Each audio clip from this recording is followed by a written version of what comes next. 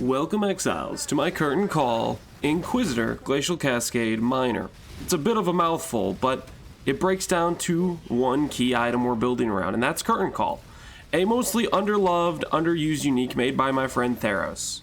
This helmet allows you to throw additional mines if you have 800 int and 800 dex, a very high requirement. Now, my whole philosophy behind this character was simple. I was going to stack 800 int, stack 800 dex, and therefore deal 200% more damage with mines because I'm throwing 3 instead of 1, and I don't have to use something like minefield support, which makes the mine throw speed very, very clunky, very slow, and sluggish. Now, I decided to go with Inquisitor because that would allow me to stack into things like Strength as well, take advantage of Cyclopean Coil, the Attribute Mastery, crit chance from Inquisitor, the spell damage from Iron Will, and that means our attributes aren't just giving us 2 additional mines, they're giving us some percent damage with them, so it doesn't feel as bad to spec so highly into these attributes. This build also doesn't just work with Glacial Cascade, it works with any elemental skill. I'm showcasing Eye of Winter right now just to show you that, hey, Glacial Cascade, it isn't the best. Eye of Winter would be a much higher damage skill considering it's a strong spell. Now, the reason I included those extra clips with Eye of Winter at the end of the video was simply to showcase that, hey, I chose Glacial Cascade to play with simply because I thought that's a cool looking skill. I wanted to go back to the days of old miners when Glacial Cascade used to be the bee's knees, it used to be the cat's meow, as some might say, and it was a lot of fun,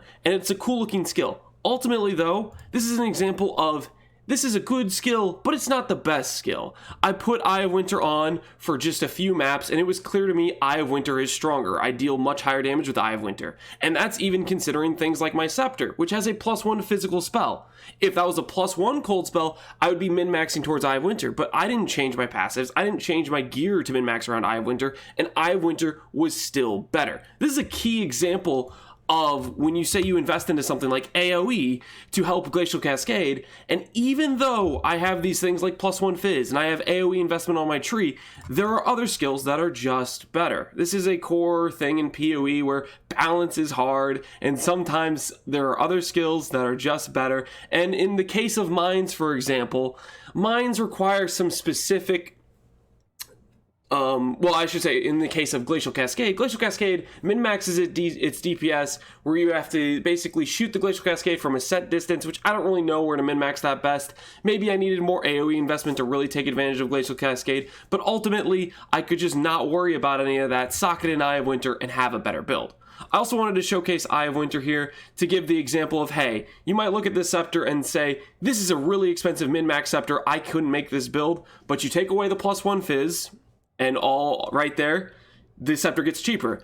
And then you look at 90% crit chance, I am way overcapped for 100% crit chance on the build. That does nothing for me. So you take that crit chance out of the build, out of the Scepter, and all of a sudden the Scepter is a 3-stat item. It's a +1, 90%, and it has double damage. This is something you could very affordably get. Frankly, you could probably buy a 2-mod item for pretty cheap on the market, stuff like that. It makes the build more approachable, I would say, in terms of affordability, and that is the reason I chose to showcase Eye of Winter there, is just to give you an idea of, okay, if we don't min-max into Glacial Cascade, this build still works if you choose other skills that are stronger, and that way you can leverage weaker gear and still get a similar result. The result of this character being, we were able to take down all Uber bosses, we were able to map quite cleanly, it's a tanky character.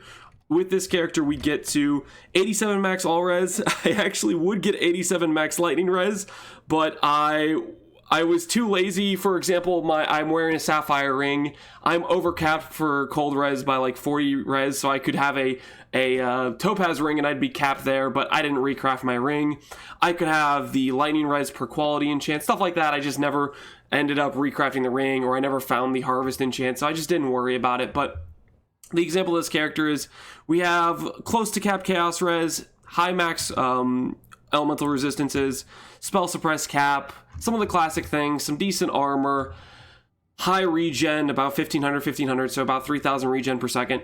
It's the classic Inquisitor package if you have some decent gear. Ultimately, my opinion on spell suppress and high max res is if you're not doing uber bosses, so you start taking things like that out of the character, and the character gets way more affordable. That being said, this character gets a lot of that for no additional gear cost. Things like spell suppress. Between Mage Bane and these passives here, I get about 70% spell suppress. All I do is I take off this shield, 69 spell suppress. This is the only item that has spell suppress on it. It doesn't have a particularly high gear requirement in terms of getting 100% spell suppress, and that's a very, very nice defensive layer to get for relatively low gear investment.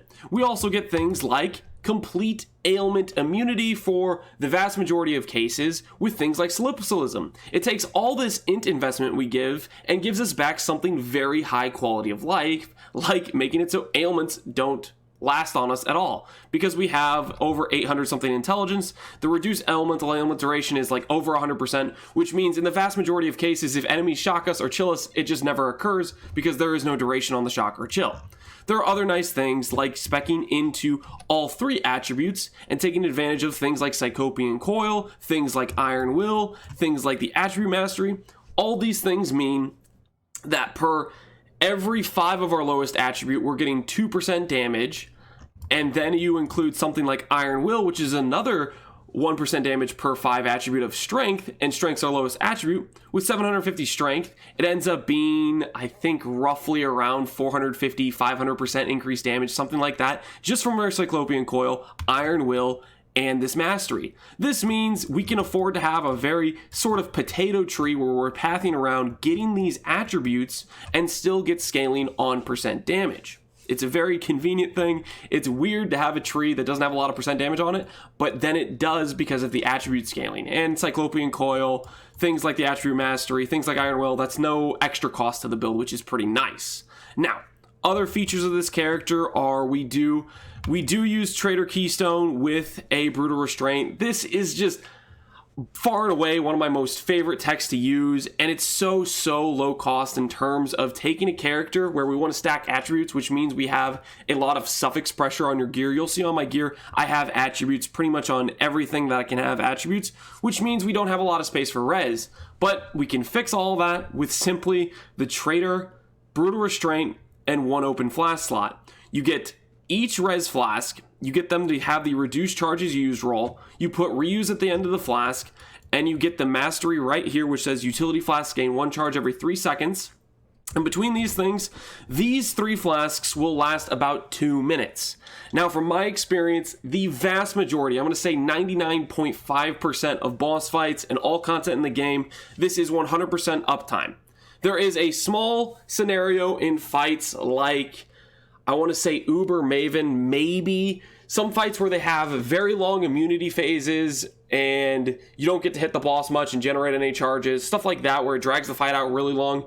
In those cases, you will eventually run out of flash charges because these only last about 2 minutes, and in that 2-minute time window, you have to fight the boss and fight monsters to regenerate charges back to full type of thing. And if there's a lot of immunity phases and windows where you don't get to fight the boss, then these can eventually go down. It also means you can't run map mods like reduce flash charge gain. Stuff like that is limiting factor, but ultimately, I think that's a very small downside for getting 50 res plus another 40 res, which is 90 all res just from these flasks, along with 20% less damage taken for every single element, and 100% uptime on increased armor, regen. In my opinion, this is just such high quality of life, along with getting the things like dex from putting it in this area. We get a decent amount of dex, and we also can get things like aura effect, and you could go for double damage, life, onslaught on kill. There's a lot of things you could go for, and simply now that we know how to search for timeless jewels, you can Google timeless jewel calculator, and you can find a custom jewel with the exact mods you want. It's really such a high upside. I can't recommend this more because of how strong it is. Another thing we get from stacking our attributes is I get 1% crit chance per lowest attribute of strength and int. That means if I have this character, which has 870 int and 757 strength, that means I get 757% increased crit chance. When I say I'm overcapped, this character is overcapped crit simply because of this node right here. Because I've invested in this increased crit chance, we get so much crit that only a few crit nodes on the tree, and by only a few,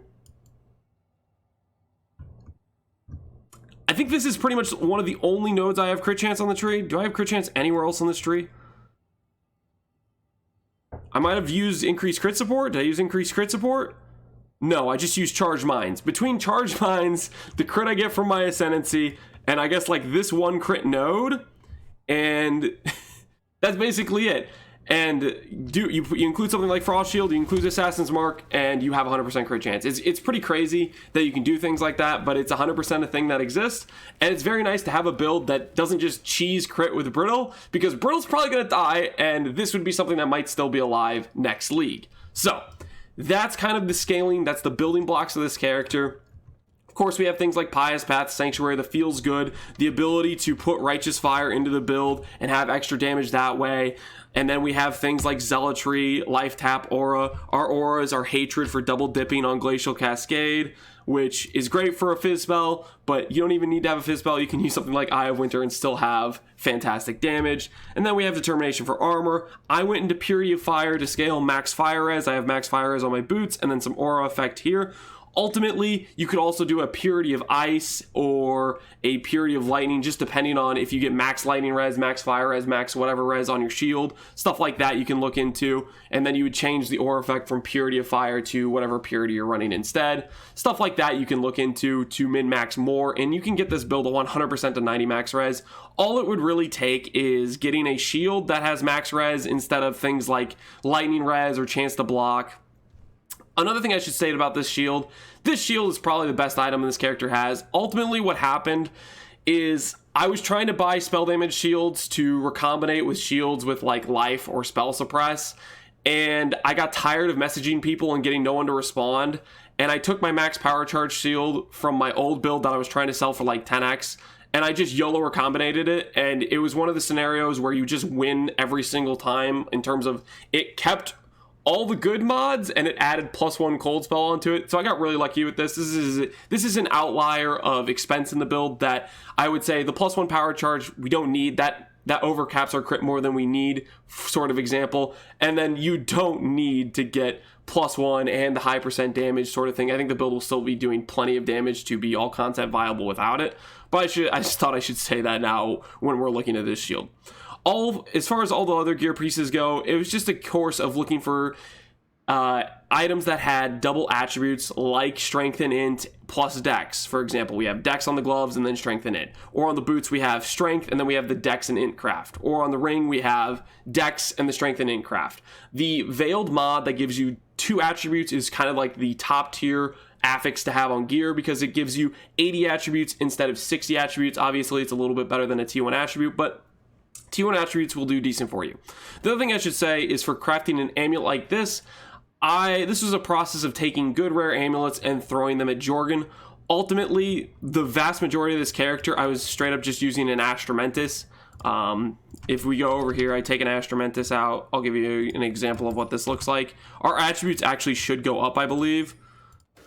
Yeah, they go up in Dex and a little bit on Strength. So you can use just an Astramentus. On these, I should also say, you'll see I have allocates beef and allocates proficiency. This was more or less a scenario where Twitch chat forced me to do the not correct decision. I would not recommend allocating beef. This is 100% much worse than Utmost Might.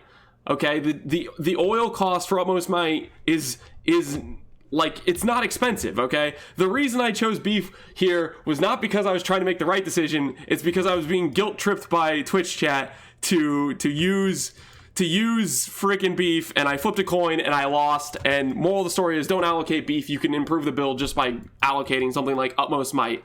Utmost Might would definitely put this character well over 800 strength and would be a nice improvement to the character as well, I should say. So hopefully this gives you a good idea of what to go for on the character. It's basically just getting attributes on your gear, getting a Brutal Restraint here with the Traitor Keystone, getting 3 res flasks with armor, additional res, and regen suffixes, a Quicksilver, 1 empty flask slot, Cyclopean coil, and then specking your tree like that. The reason I'm also specking this tree like that, you'll see this yellowish line. It's for Split Personality. Split Personality is a great way to get basically a bunch of extra attributes in the build, so you'll see when I take this out, the line disappears. The reason that is there is the line is showing you it's taking the longest route possible, and from these Split Personalities, we get 68 Dex, 68 Int, and we get 68 Dex, 68 Strength. Speaking of which,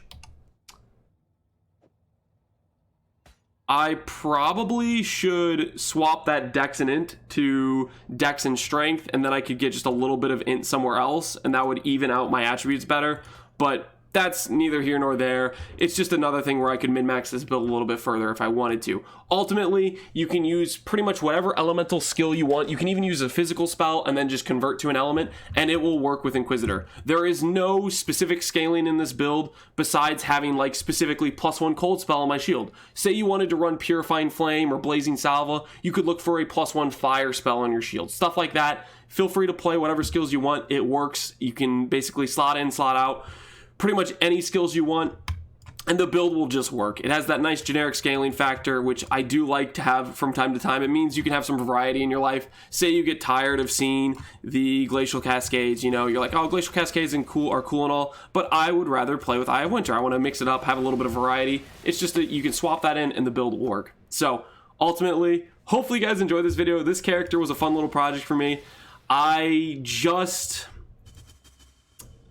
This is my first time playing Mines since the rework to Mines. I've been avoiding it for a long time, and I actually kind of enjoyed it. I just put Detonate Mines on left click, and it ended up feeling pretty good to play.